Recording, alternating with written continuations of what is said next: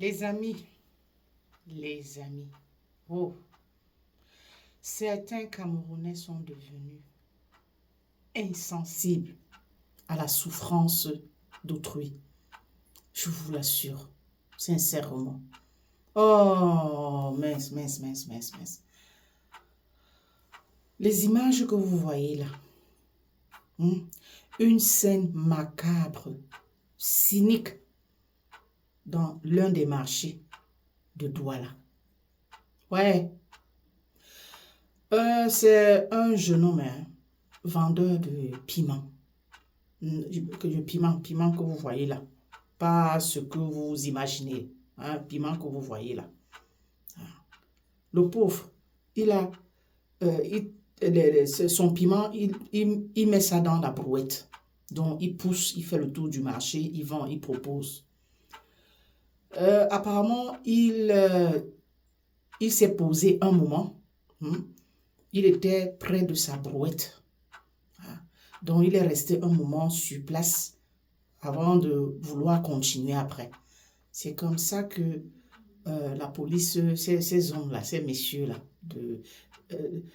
la police municipale, ceux-là qui font la terreur, qui ont pris la place des policiers même.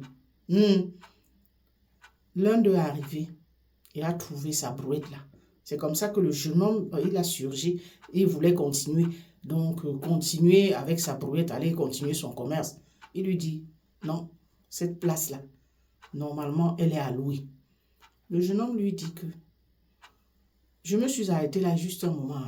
Moi, c'est pour ça que ma marchandise est dans la brouette. Moi, je fais le tour du marché.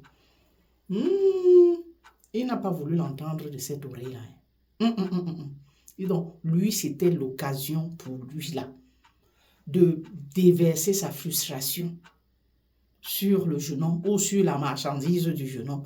Ou alors, vous savez, donc pour que ça ne se fasse pas, il fallait certainement que le jeune homme lui sorte quelque chose, mouille sa barbe.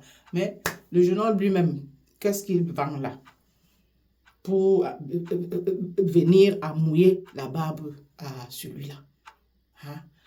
Donc, les voici en train de tirer. Tirer la brouette à gauche, tirer à droite.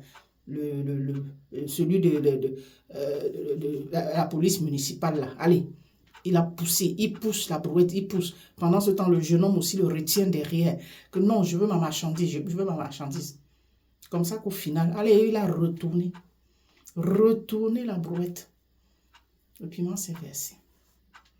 Il a balancé la marchandise du pauvre au sol. Et il est parti avec la brouette. Le jeune homme l'a regardé partir. Puisqu'il fallait qu'il veille sur son piment, afin que les gens ne viennent pas se servir, ramasser et tout. Il est parti avec sa brouette. Ouais. Comment on fait dans ce pays pour s'en sortir? Sincèrement, dites-moi les amis, on fait comment pour s'en sortir? Petite débrouillardise là, on ne te laisse pas tranquille. Le piment là, ça peut coûter, vous croyez que ça peut être combien? Ça peut coûter tout ça là, combien? Je dis que même 10 000, je ne pense pas que ce soit 10 000 francs. Vous voyez un petit commerçant comme ça qui sort se débrouiller. Au lieu d'être au quartier, à raqueter, à voler, non. Il a ce bon sens de venir se débrouiller au marché. Parce qu'il s'est posé un instant dans sa brouette et resté là un moment. La brouette, donc ça veut dire qu'il se déplace. Parce que sinon, il utiliserait les cajots et déposerait ça quelque part. Parce que tu as trouvé la brouette là. Tu veux absolument que non, que l'argent sorte. Quel argent? Qu'il a d'abord quoi? Il vend quoi? C'est quelle marchandise, quelle grande marchandise il a? Comme ça ne pouvait pas sortir, il faut absolument... Non, tu vas... vraiment, il a carrément versé. Je dis, pas de remords. Il a versé au sol là-bas, la marchandise, le piment du petit. Ouais. J'ai dit, on fait comment pour s'en sortir dans ce pays-là?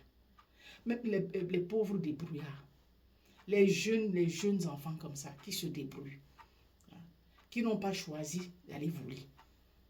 Ils ont choisi de se battre, commençant par le petit commerce là. Au lieu de lui donner un ultimatum, que bon, c'est la dernière fois. C'est la dernière fois. Non. Directement, tu viens, tu te saisis de sa brouette, tu pars. La brouette qu'il a prise là, elle coûte plus cher que la marchandise là. Et c'est ça qui permettait au petit d'aller dans tous les coins et recoins du marché, proposer son piment. Hein? Ouais. Maintenant là, il va falloir qu'il se trouve une autre brouette. Où est l'argent? La brouette là est certainement plus chère que le piment. Il fait comment? Oh, pourquoi nous sommes devenus aussi insensibles, non? À la souffrance de l'autre, à la douleur de l'autre. Pourquoi? C'est toujours la souffrance au pays, là, la souffrance généralisée. Là, hein? C'est toujours ça qui nous rend aussi aigris, hein? Aussi insensibles. Ouais, ouais. Et c'est comme ça. Les jeunes, quand d'autres jeunes au quartier voient ça, ouais, tout de suite, c'est que chacun veut chercher son argent et prendre la route. Le petit là, hein, avec ce qu'il a vécu là, si vous voyez, si vous pensez que s'il voit son argent, il a son argent pour prendre la route, il ne prendra pas. C'est-à-dire que je reste faire quoi là? Je reste faire quoi?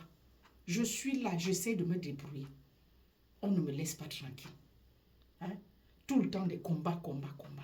Ouais, ouais. C'est la raison pour laquelle les jeunes ne cessent de sortir. Ils ne cessent de sortir pour aller où? Hein? Aller être avalés, engloutis dans la mer, dans le sable, au désert là-bas. Oh, co. Hein? Let them be now. Hein? Let them try to be a man. Hein? To have something to eat now. What's that? Ouais. Même les petits commerçants. Hein? Ah, hein? Vous pouvez regarder, voir parfois à quel genre de personnes, je ne sais pas, ceux-là qui se débrouillent, qui font le petit commerce là, s'ils sont dans l'erreur comme ça, donnez-leur des ultimatums. Hein? Vous pouvez peut-être vous en prendre à ceux-là qui ont des grands comptoirs, qui vendent des trucs un peu plus coûteux. Hey, un enfant comme ça, oh, c'est dur vraiment, c'est dur, le pauvre. On a emporté sa brouette. Et le monsieur, à part lui, sans remords, il dit sans se retourner. Ah, ah, Seigneur. Ah, vraiment. Que Dieu nous garde.